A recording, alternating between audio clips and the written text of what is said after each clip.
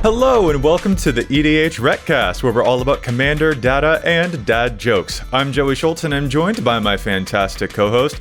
He might build the new commander named Hugs, and if so, he'll be sure to give Hugs a verdant embrace. It's Dana Roach. In honor of the Olympics going on right now, did you hear the joke about the gymnast who walked into the bar? I assume it hurt. He was deducted 2 points and didn't win a medal. Walked into a bar jokes, Dana. That is the That's the lowest form of dad joke. Yeah, that's some pretty. Come on, man. We can. I know bronze we can do medal better. Material right there. That's it. That's perfectly it. Heck yeah. All right, Dana, it's the two of us on this show. What are we talking about in this week's episode? We're going to talk about FOMO, the pressure to upgrade your decks. Yeah. Has this topic been giving you any anxiety at all? I don't know. Is that just me? This is a good show for you and I to have this conversation, because this isn't something Matt experiences, and this is something I think you and I both deal with at high levels in ways that I don't think he quite understands. Yeah, so let's commiserate, try and come to terms with some stuff, and hopefully we'll be able to get to something pretty constructive for listeners out there too, because it's not a great feeling and we kind of want to talk through it. If anything, listeners, you're listening to a therapy session this episode. We hope you enjoy. Yeah, exactly. All right, real quick though, we got some shout outs that we got to do first. First, we are very excited to be members of Team Ultimate Guard. Products you actually like to use are easy to recommend, and we've been using Ultimate Guard sleeves and deck boxes for years. As we mentioned, the Olympics are going on right now, and while Commander is not yet an Olympic event, when Matt gets back from convincing the committee to make it a medal sport, you can bet the three of us will all bring back EDH gold with decks sleeved up and Ultimate Guard sleeves that are safely stored in Bolger deck boxes that we brought to France in a Hive carrier. It's a top-notch product. Their prices are reasonable, and we can't recommend them enough. You can also support us on Patreon. Dana, I'm sorry, you're killing me.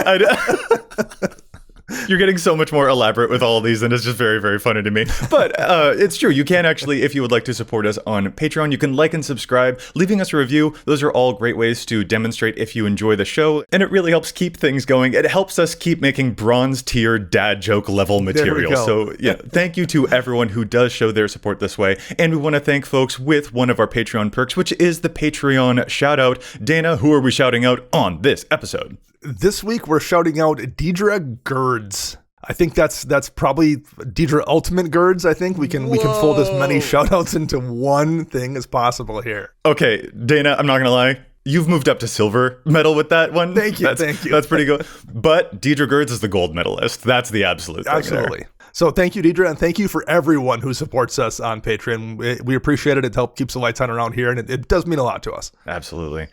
All right, Dana, we're getting into it now. So, FOMO, fear of missing out, the pressure to upgrade decks, and kind of where that comes from. Is it external? Is it all internal? What do we do about it? Like I said, this is the kind of thing that has me like gazing a little bit too far inward. And so I'm like, oh man, how much of my soul am I going to bear in this episode? Because it does kind of like loom over you a little bit. Which is weird because it's just a card game. It's just a card game. So why do we have this intense FOMO? So I don't know. Where do we get started? Help me out here, man. Well, so the example of this that really kind of drove it home to me was I took a trip to Europe in the month of June here. And so I was gone for a little over 2 weeks. Mm-hmm. As I was leaving, the Modern Horizons 3 spoilers were kind of just finishing up. Mm-hmm. And when I got back, the Bloomburrow spoilers were starting, and in between Assassin's Creed spoilers had happened. So I took a 2-week vacation and was functionally 3 sets behind. Yeah. And wild. That's a lot to deal with, and it's a lot to deal with in the best of circumstances. It's a lot to deal with if you are somebody who like tries to stay up on all of this stuff and like is trying to update decks. I had 3 sets worth of changes to make to decks basically over the course of like a week to like, if I wanted to stay caught up. That's just a lot to deal with. And the solution is to not do it, but I can't not do that. Like my Right. brain won't let me not do that. That's the thing. Like I'm very confident, and folks, we know that you're right. I'm very confident that folks will be commenting like, you don't have to. We know that.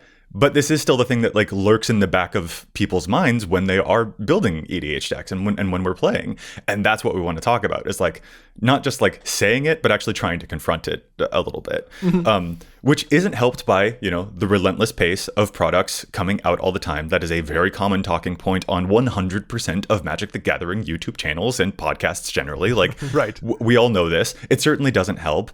I think also kind of relevant to this, another sticking point that kind of made us want to discuss this is the recent Secret Lair mess, the Monty Python stuff, where they moved back to, instead of the secret layers being print to order, there was a limited supply of them. And we saw a bunch of posts from people who had to wait over an hour to the queue to actually order one of these. And by the time that they were done waiting that hour, everything was sold out. And that fear of missing out is very much a thing that, you know, when people are trying to sell you a product, that is a motivating factor that they will take advantage of. So like the product releases are definitely a relevant ingredient to this. It's not the only thing we want to address, but it is a good starting point. So it was good to bring that up, Dana, for sure. And it feeds on itself too. So like, okay, so next time a cool Secret Lair comes out and you want to get some cards from the new Golden Girls Secret Lair, I'm not gonna, Dana. Sorry, real quick. Right. I would 100% buy that. That actually sounds rad. Cool. Yeah, that does sound pretty. I'm such a Blanche. Are you kidding? I want that. That'd be great. But okay, so then you remember. Well, I waited in line for an hour and missed out on the Monty Python. Do I need to get in line and like do something? The pressure's even more. Like it ratchets up now. Last time you missed it, so like now you have to. Mentally, it kind of compounds on itself. That's not good for anyone, I don't think, unless you're selling Secret Lair Magic cards. Maybe it's good for you then, but like, it's stressful for people. And again, it's easy to say don't participate, but that's the human brain doesn't necessarily work that way. Yeah, that's really it. And you know, we have a whole bunch of friends who work at Wizards of the Coast, and this is kind of a delineation. Ooh, I'm going to try and word myself carefully here, but like there are a whole bunch of folks who we obviously love, but there are some certain things that happen product-wise that we're like, oh man, that blows, like the Monty Python example, like the relentless pressure of sets, which is not a thing that a lot of folks at Wizards even necessarily have control over. And so like a thing in my mind that sometimes soothes the chaos is that like a game designer wants you to play their game, but a corporation wants you to buy their game. Right. And that is a tactic that they are certainly going to use. And that's not going to stop anytime soon. And knowing that it's not going to stop anytime soon is a thing I do have to remind myself about, because if it's not going to stop, at least I can. Or at least I can try. And there's a couple of layers to this for us in particular. You know, we have to kind of stay on top of all this stuff because in a way this is a job. Like if we want to make content about Magic the Gathering cards, we have to be up to date on these cards, and that involves more than just reading about them. You have to play with them to some degree to know how they work and like get a real feel for like what cards are productive in what decks and how it all works. And like we have to stay on top of this stuff. So like just not participating isn't really an option. However, I will note that like 12 years ago, before I was making content, when there was only 4 sets a year coming out, I still experienced FOMO when a set came out. Like I was still there clicking refresh on my computer screen to see what new things were previewed that day and trying to figure out what deck they went into. So like this isn't entirely something caused by product. This is just how my brain works with regards to things like this. That 100%. And I think you do the same thing. I know. Mm-hmm. Yeah, that 100% is what I think the actual meat of this discussion is. It isn't just this arbitrary corporation doing corporation thing. There is this tendency that we as players have where, we want to be caught up. I think personally, a little bit has to do with sometimes EDH players are weird in the way that like we almost enjoy brewing more than we enjoy playing the decks we brewed sometimes, which is weird, but there can be that tendency. I have a ton of fun tinkering. Dana, we make jokes all the time about your murder boards, like you literally putting things on a board and tying strings together of stuff. Like there's a lot of fun that happens to that. And so whenever any set comes out, if it feels like there's a piece that would be great or several pieces that would be great in the deck that you are trying to construct, it almost feels like you're trying to craft a work of art kind of deal. So something feels incomplete the second that stuff is out there, which makes us have that FOMO, which makes us like want to go and acquire those things. Right. And not wait. We want to have that complete kind of immediately because of how much love we put into those decks. And that's an awkward thing to confront. Yeah, because it's not even just about new cards. So like I get a little bit of it. So I'll go play a game. I play at my LGS most Tuesday nights. So I'll go play on a Tuesday night, and I'll be like, oh, this card is just not working right, and I've noticed it not working right for the last several times I've had it out. But I think this thing would work better. But I don't have the second card. So I've made the mental decision to swap card A for card B, but I don't have card B, and it bothers me that my deck is now, even though an hour earlier it felt perfectly complete, it's now incomplete because I've mentally decided card B needs to be in card A's slot. And until I get card B in, I feel like I'm playing with a deck that is not complete and doesn't work the way I want it to work. I feel this especially strongly when it comes to any theme decks that I've got. Yes. So I have my commander deck where every card in the deck has to say the word commander on it, has to refer to commanders. Well, when new precons come out, every so often we get a new, I think Siege Gang Lieutenant is one of them that mentions your commander has a lieutenant ability. And the new Assassin's Creed free running cards as well are cards that actually like mention if your commander has done damage, and that's something that you can play for a cheaper cost. And immediately I'm like, oh, well, I'm not honoring the theme of my deck anymore, which is ludicrous. But like, right. It isn't just about like, oh, I need the most powerful cards. It's sometimes about completing a picture. And yeah. I'm like, it's okay if the picture isn't complete right away, but I still like, that is the part of the drive. It was just like, oh, but I want that piece of art to be complete. I want that plot point to be finished. I want the narrative to end satisfyingly. It is kind of like the way that it feels, which is a part of the drive there. So it isn't just about like chasing power. No, absolutely not. Just having the thing be finished or having the thing be done is something that absolutely weighs on me. And in the example talking about the card A and card B, the card I wanted to add to the deck was an old enchantment called Pemin's Aura. Oh yeah, and has been printed since I think Odyssey or something, I forget. I don't have one, or I don't have one that isn't already in a deck. And so like I threw it up on Cardsphere because I'm like, oh, I'll eventually get one sent to me. And actually very quickly, I think within a couple hours, I got a notification. I got one on its way. Oh, well, great. But it's not here yet, right? It has to traverse the mail. It's 3 or 4 days out. And I'm already like, oh, this stupid deck, I don't want to play it till I get that card in because it's not ready. Like I literally, my brain is telling me I don't want to play that deck right now because it's broken because it's missing that Pemin's Aura that won't be here for 3 or 4 days, and it bothers me. Dude, you're speaking my soul right now. Like I have also had that feeling where it's just like, yeah, it's not here yet, therefore I can't play it. Yes, I freaking can, actually. Right. I played it the previous 2 months without that card, and it was just fine.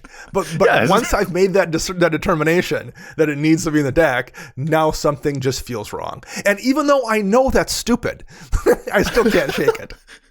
And that's absolutely it. And like, I think that's why we wanted to talk about this, right? That like, trying to observe, where does that pressure actually come from? Because like relentless products, like that kind of feels like an external pressure, but we all know it's an internal pressure. It like, absolutely. This is a feeling that only comes from within ourselves. So it feels like it should be easy to solve that, right? Logically, we get it, but emotionally it feels a little bit different. It's just like, and that's not the healthiest habit. And we do want to like, at least be able to laugh about these so that we can be better able to recognize them so that we can establish more healthy habits about that. And I think we're doing okay about it, but like even just acknowledging that, I'm just like, yeah, wow, I didn't know that you have that tendency. I've noticed myself do that before.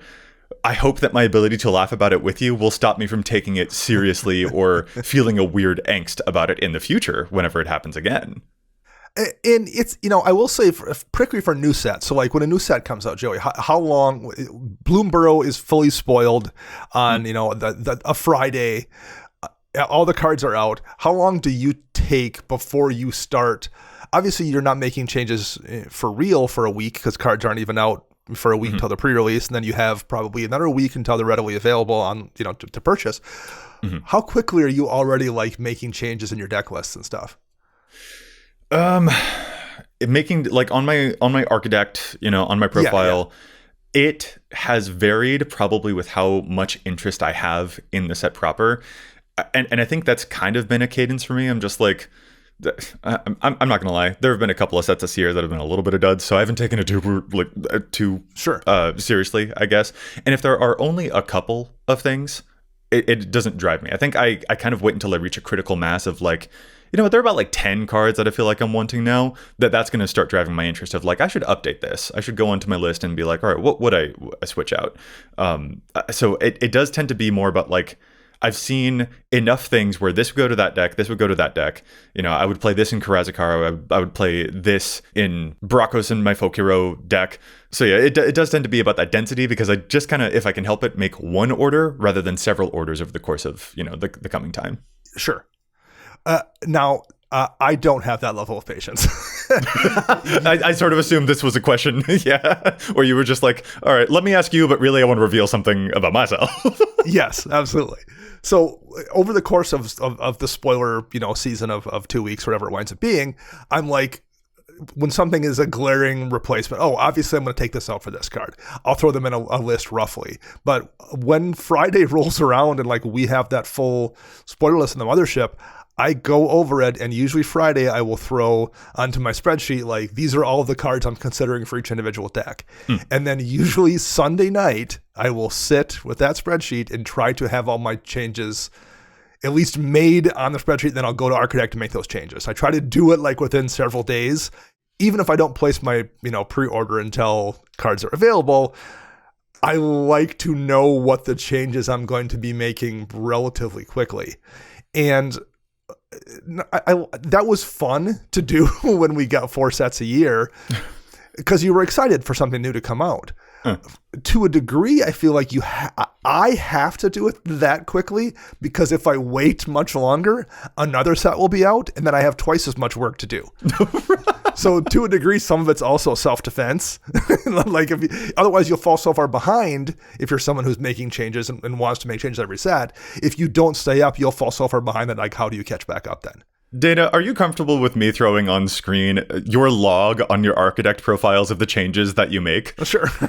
Sure. Okay, cool. Like, this is the thing that you take very, very seriously. I'm not going to lie. It's a little extreme. A step past, maybe even 2 steps, maybe even 4 steps past where I am usually operating at. But like, it does demonstrate the love and care that you have for the things that you want to create and the things that you want to play against other people and the experiences you want to share with them. Like, that is why you take this seriously, because these are things that will improve the fun of it. So like, I get it. I understand where that comes from. That is, though, a bit more pedal to the metal than my process tends to be. But I'm sure that there are going to be people who can relate to both extremes, plenty in between, and even folks who are a little bit more lackadaisical about it, the way that Matt would be. Right. I think an interesting note about it too is that potentially, for me, some of them are going to have more of an urgency, I guess, to it, if they do feel a little bit more like strict upgrades. Like, Dana, have you seen the new card Dire Sight? Yes, the black draw spell. Yeah, 3 mana sorcery in black that lets you surveil 2, then draw 2 and lose 2. I mean, we've had Read the Bones for years, and Read the Bones is a very, very popular card. It's showing up in 8% of decks that are eligible to play it, and 183,415 decks total at the current time of recording. That is a huge amount. And Dire Side doing Surveil instead of Scry, not for every deck will that be a strict upgrade, but for a lot of my graveyard decks, it's definitely an upgrade. Like, more stuff in my graveyard, don't mind if I do. So I think that kind of upticks that density that I was mentioning earlier. I'm just like, well, this is a strict upgrade. And that feels like it increases a little bit of the urgency, because it is it feels like a one-to-one improvement rather than a, well, you know, they came out with this new card. I'm not actually sure what I would take out for it, though. Would it end up making the final cut? Am I interested? Like, there are certain of those that feel like they apply a little bit more of the pressure. And weirdly, a lot of those things that apply a little bit more of the pressure actually tend to be like more on this common side, whereas just like the simpler type of upgrades. Yeah, I mean, I have not done all my Bloomburrow pre-orders yet, because I am patient enough to give the prices like a week or two to come down a little bit. But the couple things I did order a dozen copies of Dire Sight, because I knew I was going to put it in a bunch of my black decks. And I'm like, oh, it's 15 cents or something. So I just bought all the copies that I will eventually want, because like, that's a card I'm going to put in a bunch of decks, and why not? But yeah, that's one that I'm going to have to find room for, or at least figure out why I don't want it in a particular list, because like that's the kind of card I like to run. And that means I have to look at all of those black decks and figure out if there's room for them and what I want to take out. And none of this is helped by the fact that we each have like at least 10 EDH decks, so there are a lot of eligible places for these things too. Yeah. And the fact that we have so many places that could be improved only increases the chance that a new set will have something that we are interested in. So we're, just kind of setting ourselves up for it a little bit, If I only had like 3 decks, which I can't imagine only having 3 decks at this point, but if I did only have like 3 decks, I imagine I wouldn't be feeling this quite as extremely. Although I would imagine we would both still be making the changes very quickly and like keeping a top of it, but it would just be like less work and feel less like stressful to do, I would think. Because like we said, I think we both did this prior to making content back when we had less decks and there was less sets. Like we still engaged with this stuff in a very similar, not entirely healthy way, perhaps. Yeah. You actually mentioned a thing about price that I do kind of want to get into, but I think I'll ask you about it after we do our Challenge the Stats segment, because it's feeling about time for us to take a break from bearing our souls and talk about some of the data on EDHREC that maybe we think could use a little bit of tweaking. So how about we move to that, Dana? Sounds good. I think I'll start us off with Challenge the Stats this week, and I want to talk about FOMO, Queen of Vesuva, the 3-mana Simic lands commander from that Tricky Terrain precon from Modern Horizons 3.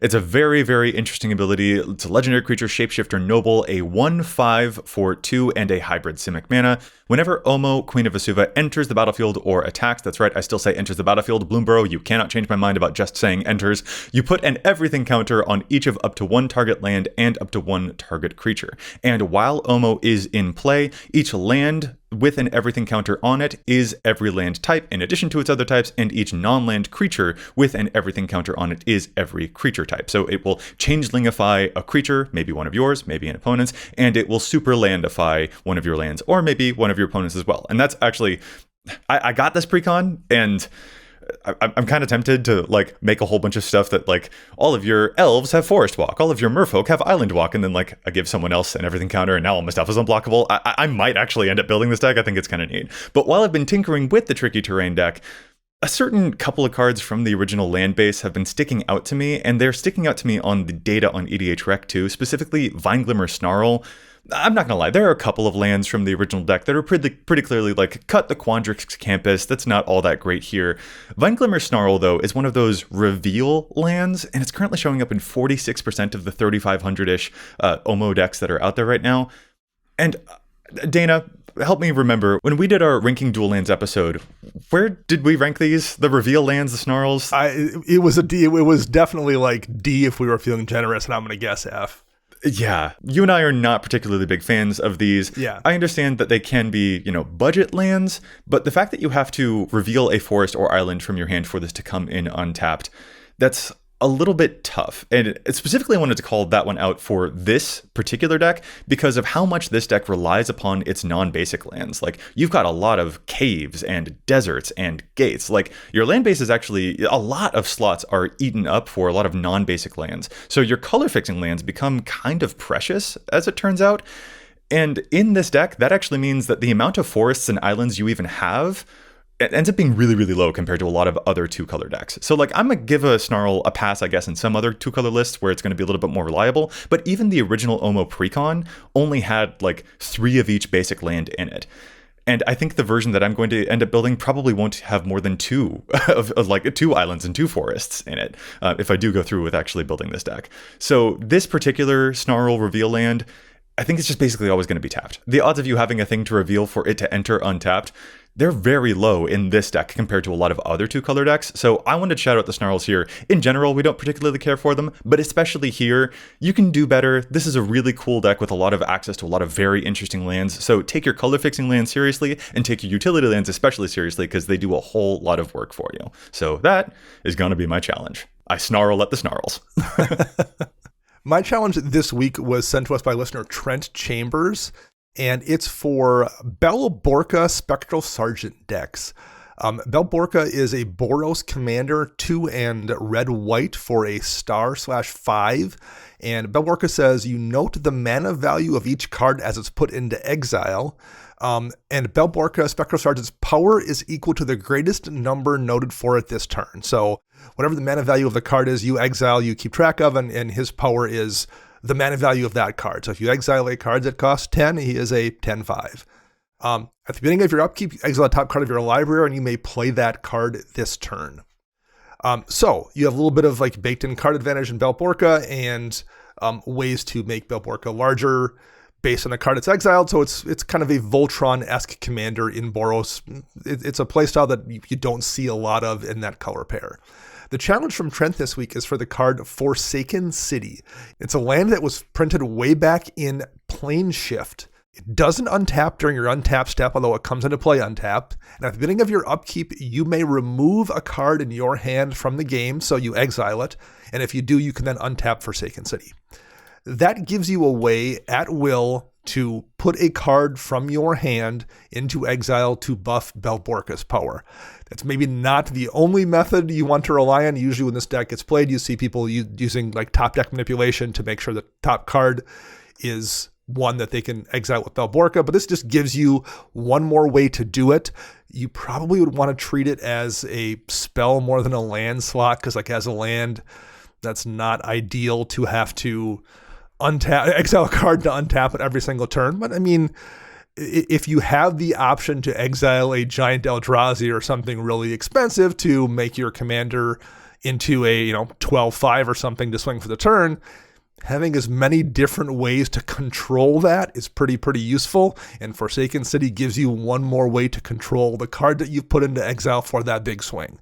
So I don't think it's a very good card, but I think it's maybe a decent card if you are playing Belborka Spectral Sergeant, and right now it's only in 5 Belborka decks in our list. So Belborka players, shout out for you here, Forsaken City from Trent Chambers. That might be a pretty good include in that deck. It does sound kind of fun to exile like a Soulfire Eruption or Volcanic Salvo. Just like, all right, the commander definitely has a +9 or a +12. Very, very interesting stuff there. I mean, Dana, if nothing else, they'll get a lot of hipster points if they play this one in that deck, absolutely. Which is something I know you approve of. Yes, I respect these kind of inclusions in decks, and particularly if you can kind of make them be logical. Run Forsaken City if you can justify it. That's pretty fun. Yeah, let me try to make this one good. And if you win with it, I mean, that's going to be a bucket list item right there. That is a story for sure. Yeah. All right, Dana, let's get back into the main topic here. And I want to kind of touch back on a point that you mentioned about price. Like, you've mentioned that you've got some self-control when it comes to a little bit. A little bit. When it comes to like waiting for certain prices to drop. And like, Magic is an expensive game. There are certain hobbies, practices, habits that we have that, can help us save a little bit of money on this game. And there are whole shows dedicated to that. And that's fantastic too. A specific thing though, like the money aspect of it, like the expense of cards, that's kind of a thing that I wanted to mention. And we were like kind of touching on it before we even started recording about like, there are ways that we can actually kind of trick ourselves into like, oh, well, once a card is a good deal, let me get a whole bunch of them to kind of solve for my FOMO.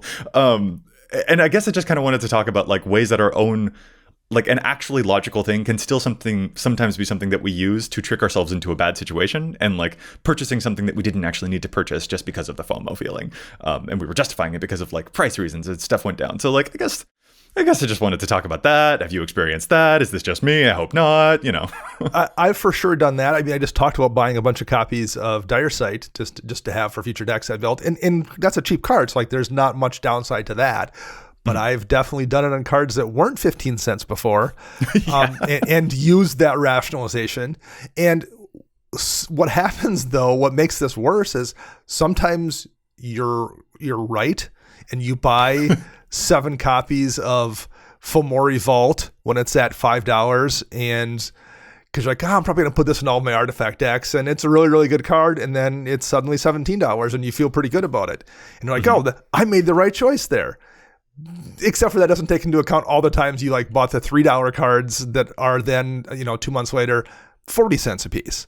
Exactly. And there's a lot more of those probably than there are the 4 more Evolves that you got it at the right price on. You just don't remember those because the ones you were quote unquote right on are the ones that stick in your brain. Yes. Yeah. It's very much a confirmation bias. And even when we do like, oh, if this is the right moment for me to buy a certain card that might go up in price later, like that's a thing that we'll do even if we don't have a deck for it, but we want to have those cards in case we end up building a deck that will need it, which is like, that's its whole can of worms too. It's like, we can even have FOMO for decks that don't exist yet, which is yes. ridiculous. But it also, to me, I guess it kind of rings of that, like when you see something on sale at the grocery store and you're just like, oh, well, I'm losing money if I don't buy it kind of deal. Yeah. And like, yeah, there's a logic there, but like it is still possible for us to use things that are logical as ways to like do a thing that like, actually, we probably didn't need to do that though. And like, that's worth us calling out and acknowledging. Yeah. And there's a cost to that too. You have to then store that stuff. Which takes up your time, it takes up space, and you have to find it when it comes time to use it. And I am lucky in terms of my organization. You can see behind me I have a card catalog that I have my cards mostly organized into. So like I can just go over and flip through the black drawers and alphabetically find that dire site when I actually need it. But like I have to then sort it there in the first place to put it there to have it in the, when I want to go find it. And there is a cost in all of these things. And you have to determine if that's a cost worth paying for you personally. And I probably pay it in times I don't need to more often than I should. And I would say it's not even necessarily just about like when you purchase cards either, but sometimes how long you hold on to them, because you're hoping that maybe it will still go up and it might evade a reprint, and then it does get a reprint and the price has gone down. And you're like, oh, well, was it possibly my fear of not having this card anymore that made me feel like, oh, I shouldn't get rid of it yet? So like this actually doesn't just happen when you are looking at purchasing stuff. Sometimes it like encourages us to hold on to stuff that we don't actually need to hold on to for all that long, and then we miss a certain FOMO chance. Of like the whole FOMO where this card has gone up a certain amount of money, and I don't want to get rid of it now because it might go up more. Like that's its own form of FOMO with regards to Magic cards. Yes. Yeah. Another point that I kind of want to touch on here too is that I don't think this just manifests in the form of like we're seeing all of these cards get previewed. And also, I don't think it just manifests in the form of like we're seeing other people play with these cards. I think that those are things that we notice, which do inform that feeling of the fear of missing out, which like cause that internal pressure that we kind of put onto ourselves. But another kind of experience I want to share about this too is actually a related story that I told a couple episodes ago about that pressure to not put flavorful cards into your deck and to play a little bit more good stuff because of situations you sometimes get into in arch enemy positions in a game where like you're teaming up with 2 other players to take down the person who's like in a really big winning position. And when your deck is full of like a little bit more flavorful stuff rather than something efficient that will actually help dismantle them, your brain kind of takes notice of that and you feel a little bit, man, maybe I shouldn't have played the flavorful stuff. And so then when you're deck building, that's the kind of thing that will inform you of like, oh, well, I should play a little bit more of that good stuff so that my deck can do anything at all and I can help in those tough positions. I feel like that also applies here for when we're thinking about buying new stuff, because, there's a little the power creep involved a little bit. And like those slight efficiencies, it might feel like in a game, if only I had that thing that was slightly more efficient, I would have been able to get out of, for instance, this arch enemy mess. I would have been able to actually like cooperate and take that down and then have a more fun game. So like, I just want to pay attention to that. There are actually some of these in-game experiences that can cause that pressure to build up within ourselves too. Sure. You're right. You're like, had I had this deck be complete, or had I had this deck be built a little bit differently, would it have changed everyone's play experience? And have I done something wrong by not doing it this way? And have I impacted the game in a negative way by doing the thing that I did in terms of like brewing it or building the deck the way that I wanted to build it? So you create this whole external FOMO, and no one else is probably thinking that. Like I would guarantee no one else at the table is probably putting like, oh man, why did Joey run this one card if he'd have ran something else? No one else is.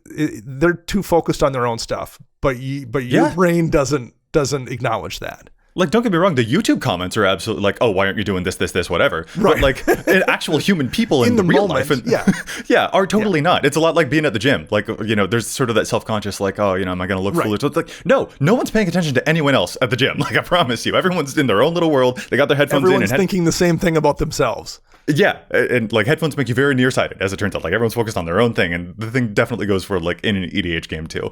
So like it really does just become that internal pressure.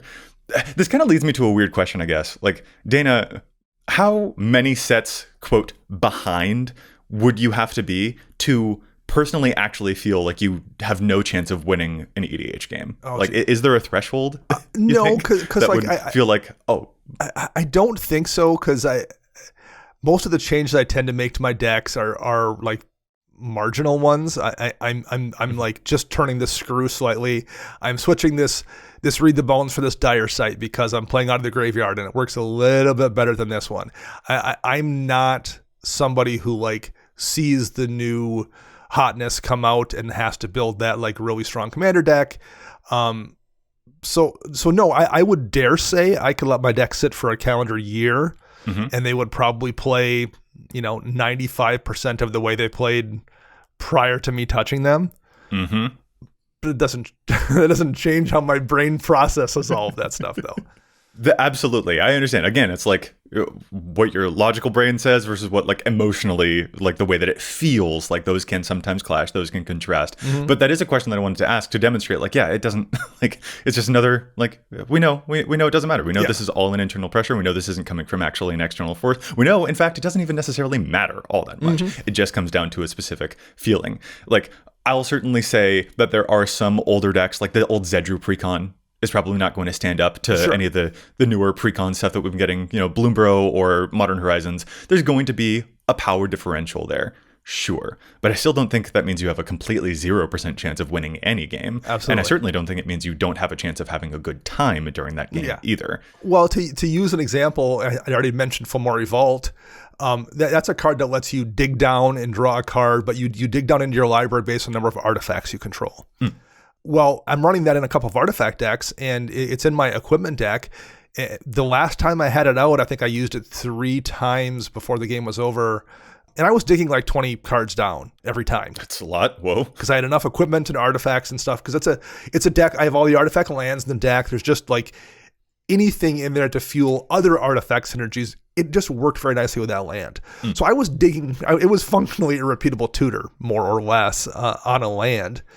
That's incredibly powerful. And it is one of the reasons I won that game. But the reality is, if I had 20 some artifacts out in an equipment deck in the first place, I'm probably still in a position where I'm winning that game. Yeah, you're doing all right. That deck certainly wasn't hurting for victories prior to me adding a Fomori Vault. So as strong as that card was in that list was perfectly fine on its own. I was doing just fine before I got that. Yeah. And it would have been fine had I never added it and had I not touched that deck, for a year. Not only that, Dana, I'm going to piggyback off of your example real bad right now. I purchased a Corvold and a Turgid when they both became available to me because I was very, very excited. Don't tell Matt. I'm sharing this with you. That'd be RC. Don't tell Matt. And it was as soon as I actually had them in my hands, like physically the cardboard in front of me, that I realized, I don't actually want this experience during a game. Like I had purchased the Corvold because at the time I had a Windgrace deck, and like I basically was acknowledging it, just like Corvold's actually, it's a better Windgrace. With the amount of stuff that you can sacrifice and all that, like Corvold's actually going to get me more card advantage than Windgrace would even when doing a land stack, because the card was busted. And Turgid, I like sacrificing stuff. Honestly, Turgid is the type of power that really will tempt me. It's the kind of thing that I have to like consciously back myself away from. I'm just like, nope, not the experience I want to cultivate. Remind yourself, Joey. It's like, that's the kind of thing. But I think a big driving force in those is that like I felt like I was chasing that power, chasing that upgrade so that I could do something exciting. And I didn't want to miss out on the opportunity. And yet, once I actually caught, it was like a dog chasing a car. Once I actually caught it, I was like, what do I actually do with it? Did I want this? No, I didn't want this. The chase was actually kind of interesting more than this actual possession of it. Because once I get a proper look at it, it doesn't line up with what I want. It just felt like it would. Well, yeah, a lot of the stuff kind of works that way where like you make this change and you're like, my deck is done. And then the next change thing happens and immediately you're back into that like, okay, I caught the car. Now what? Well, now I need to chase another car. You're immediately back to repeating the cycle all over again. Is that, I kind of want to turn this now, like, asking that question before about like how many sets behind would you have to be to feel like you have no chance, and like the answer being like your decks will still play the same even after a year. Yes. Like asking questions like that, I've been kind of moving into like, are there solutions? Are there things that we can tell ourselves? Are there like, what are some things that might help? What are some salves and some balms that we can apply here? So like, kind of writing off of your example there, is that one that you would apply of just like, you know what, the thrill of the chase is actually kind of neat. So not having it as a thing I can like kind of harness against myself more or less. I don't know if that makes sense, but like not getting it immediately to make sure that you still enjoy the pursuit of the thing. Is that something you would advise, or is that not an itch you like to scratch? Yeah, I think it's one of those things that you have to determine at one point it really becomes a problem. So we're talking about like the crazy levels that we have to deal with FOMO. I talked about on the official spoiler day when they're all released, I immediately start making, lists. Mm-hmm. It's frustrating that my brain works that way, but it's not necessarily a problem for me. It's a lot to deal with, but I still enjoy it enough that I don't feel I necessarily need to solve that problem, because it's not a problem necessarily. Mm-hmm. I could see how that kind of thing could become a problem, but it isn't one currently. So I don't necessarily need to fix it. I think the key is to know at what point does it become something that interferes with your enjoyment versus just something that's like, it's just work in a way that isn't ideal, but I'm okay with it. Mm-hmm. To use an example, we talked about this a little bit before we started recording. Right now, I still play World of Warcraft, but I mostly do goofy things like collect stuff in the game. Mm-hmm. In one of the things I collect a lot of is battle pets. And some of the battle pets, to collect them, requires you to it's like a 1% drop off this thing that spawns every so often. And you could invest a crazy amount of time. I've got 50 characters and I'm going to use every character. I'm going to cycle through every single day trying to get these things. I do a little bit of that, but I do it okay, I've on Monday night is when I'm going to devote a couple hours to playing this video game, and that's one of the things I'm going to do. But I'm not doing it Tuesday, Wednesday, Thursday, Friday, Saturday. It's a obsession that is a controlled obsession in a way, and it's not a problem because it's not interfering with my life in a negative way. Mm-hmm. So I'm okay with that because I have tempered the amount of time I'm devoting to that weird little bit of FOMO. Mm-hmm. If you are doing it a comfortable amount that isn't problematic, that's maybe okay as long as you're aware of how much time it consumes. Yeah. And having those limiters is a good way to, that's a structure that you can hold to, that you can enforce a little bit on yourself. And that's very, very helpful. I definitely see that. A thing that I've kind of been implementing, I'm not entirely decided on it, just fully laying all my cards here out on the table. I've kind of lately been doing a bit of a rotating thing where there have been some decks that I've left alone for a really long time. So then when spoiler stuff comes out, I'm just not even necessarily thinking about those ones. They're not first. Sure. I've got certain favorites. I love my Babala Saga. I really enjoy my Baraka's the Folk Hero list that I mentioned earlier. There are some that I'm just these are pretty regularly ones that I'm playing very consistently. But you know what? I didn't play Karazakar for a really long time, many, many months. And I just recently picked it back up again. And that actually gave me a whole bunch of sets off from it, kind of. Sure. And now there's a whole bunch of different stuff to take a look at. And it was kind of exciting to look at that. And it felt new rather than me constantly wondering for each set, ooh, would this be good in Karazakar? Ooh, yada, yada, this. It actually is oh, I can revisit this now because there's a lot of room for me to tinker, experiment, play around with it. So a little bit of that distance kind of helped. And it also kind of helped reinvigorate a bit of my love for that deck in the first place. So having that, I guess, bit of a rotating cast of decks that are a little bit more regular has kind of helped me prevent myself from trying to upgrade 12 decks at once every preview season, I guess. Right. And so that's kind of a tactic that I'm using. Again, I'm not 100% on confident, yes, this is absolutely a solution that will work long term, but that is an interesting example that seemed to be kind of fun. Yeah, right. Well, you found a little personal rule set, I guess. I'm not going to stay up after 11 o'clock at night because I need to make sure I go to bed and get a good night's sleep. Yeah. You're doing that version of that with Magic decks. You've implemented some kind of a behavioral rule set, and that is going to keep you from going over the limits to where the behavior becomes unhealthy. Yeah. And I think there's one more thing that I kind of want to touch on here too, and it comes back to that clash between logically we know, but emotionally there's a certain feeling to it, and that kind of divide. And I guess the thing I want to say about that is, like, I think that clash is kind of always going to exist. Like, there's always going to be a little bit of that, like, yeah, I know, but, and that's kind of like true of all human behavior, I kind of think. And so for me, I think part of a solution, I guess, is kind of eliminating the shame that we might potentially make ourselves feel about that clash. Like, we know that we don't need to upgrade all of our decks all of the time. But emotionally, that desire is there. And then since we feel that clash in emotions, we kind of like feel bad about the fact that we have that desire. We feel bad about that want because it is clashing with, like, logically we know. So then you end up feeling guilty or a little bit ashamed about what is actually a very normal thing. So you don't just have one problem now you have two problems. And it's like, well, okay, that sucks. Like, so right. Yes, I have this behavior, and I also feel that's a little bit disruptive, and I also feel terrible about it. Yes, right.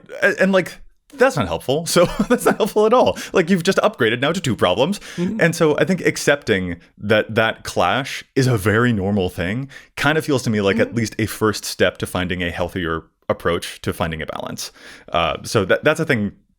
I don't know if it's a final note necessarily, but that's what I think is going to end up being a key ingredient for me, is just that, like, accepting that, like, you know what, I do feel FOMO. That's just a thing I'm gonna have about these sets. There's gonna be a lot of things that I have this fear of missing out on, even though logically I know it's stupid. But you know what? Sometimes humans be like that, and that's okay. And that will help me take it, down a couple notches in my brain and not feel the angst quite as intensely, and particularly not feel guilty about a normal thing. So that's a big ingredient for me when it comes to how to resolve any of this in our minds. Yeah, like there's not necessarily a right or wrong way to or level with which to engage with this kind of thing. I mean, obviously there's like levels that would be wrong, but like for the most part, we're talking about behaviors in levels of engagement that, like, just because you do it more or do it less doesn't mean the amount that you're doing it is incorrect or problematic. Now, for me personally, the amount that I engage with this level of FOMO in my decks, if I didn't make content, if this wasn't somewhat of a job for me, I would probably be less comfortable with the amount that I'm engaged with this particular hobby. But it is. This is something that there's a rationalization that's not made up that I have to put in X amount of time. If I wasn't doing this, then yeah, I'd be a little bit more like, you probably need to put some more brakes on how much time you spend messing with decks and doing this kind of thing, because this is a hobby and you've turned it into something beyond that. Yeah. But it is something beyond that right now. I kind of feel like there's one thing that I think maybe we probably should have brought this up earlier in the show, to be honest, of like, are proxies a solution to any of this at all? Not actually like going and purchasing the thing. And I think there's a lot of good uses for proxies. I like testing out cards before I actually physically purchase them. That's a huge thing. Absolutely. But a part of it, and like you've mentioned limiters a couple times here, and I think that's kind of a deal. The more you do a thing, the more you're going to want to do a thing. And so I think potentially like proxies are not going to be always a solution to that, because they enable you to do the thing even more, which is probably just going to keep this more present in your mind a little bit. So that's, I guess, like another thing that we honestly probably should have mentioned it earlier, because like anything that sounds like a simple solution, I don't think is going to be a simple solution. I don't think there are simple solutions. I think human behavior is complicated. So that's, worth saying. Yeah, and there's absolutely a little bit of privilege that comes along with being able to engage with this game at this level too. Yeah, like we are in a position both because we work at this and we're content creators, and in our lives we're like, we can experience FOMO and we can like upgrade our decks at this way. It's not something everyone else can do either. So like that, this is a problem that I think to a degree isn't a problem that people have to deal with unless you are in a certain position in your life. Maybe, but like again, we felt this long before we were ever making videos. That's true. The impulse is still there. Absolutely. And honestly, I would even kind of say that, like, Dana, do you listen to Pie Break at all? Dan Sheehan's podcast? Yeah. Yeah, so Dan has a great show where he takes a bunch of silly stuff that is not magic related with his guest that he has on interviewing on that episode, and they'll put it into the framework of magic. And so, like, for example, when I was on a show, we talked about musicals and like, okay, what colors would Little Shop of Horrors be? And if shows like Wicked were to have a color identity, what would it be? And silly stuff like that. But Dan also asks his guests what their color identities would probably be as well, like where they fall. For those wondering, I actually have an Esper tattoo. I feel like those are the colors that philosophically I align with most. I play a lot of Golgari, but I feel philosophically very Esper. Like, green is really low for me, and green is the color of peace and acceptance and like being at peace with the world. If a lot of us are like kind of leaning a little bit more blue, the color of progress and continually improving at things, girl, we're never going to be satisfied. Like that's that's just like a thing core to us that like we're always going to be looking to improve. So the fact that that is also always there is a thing for us to confront about our own nature and find a way to become at peace with that and enjoy that drive and not turn it into a source of angst the way that FOMO can be a source of angst. So that's a thing I wanted to throw out there as well. Yeah, no, it being part of human nature is definitely true. And it might manifest itself in the form of like tinkering with your lawn versus tinkering with a magic deck. And like I have to mow the lawn 3 times a week, and I always need to make sure like my sidewalk is edged appropriately and this thing is done. And like there's people that like that's their version of FOMO. Like I don't want to let this, I want this to always be perfect. And when I get it perfect, something else is going to change that I want to make it more perfect. It might, there are people that approach their golf game this way. There's always a new putter. There's always a new driver. There's always a new course to try. There's always a new tweak you can make to your stroke. Like the way the human brain works, I think you are just always looking to putter with a thing. And that does create this sense of FOMO for sure in things beyond just magic. Yeah, a thing only needs to be, 0.00001% away from 100%, and then it's imperfect, right? Right. So, yeah. So, like, that's always going to be, a driving force. And I like what I perceive to be my Esper color identity. I like the blue that drives me to improve. I like it. I just also want to acknowledge the baggage with it. And it feels to me that, like, having a chat with you about this, I feel better about it personally, and listeners, I hope that it has helped y'all out too, because this is a weird feeling, and if we make it too personal and we don't actually lay it bare a little bit, sometimes that can make it feel a little bit more like a source of anxiety sometimes, and we don't want that because we come to this game for the simple joy of it. And the fact that we come to the game for the simple joy of it, and then we have these like hairline fracture things, and then we don't get to enjoy the thing the way that we do, we feel even more intensely about it because it's taking away from the place that is supposed to be a source of respite. So that's why we want to have talks like these to really actually work through it, because we got to work through it.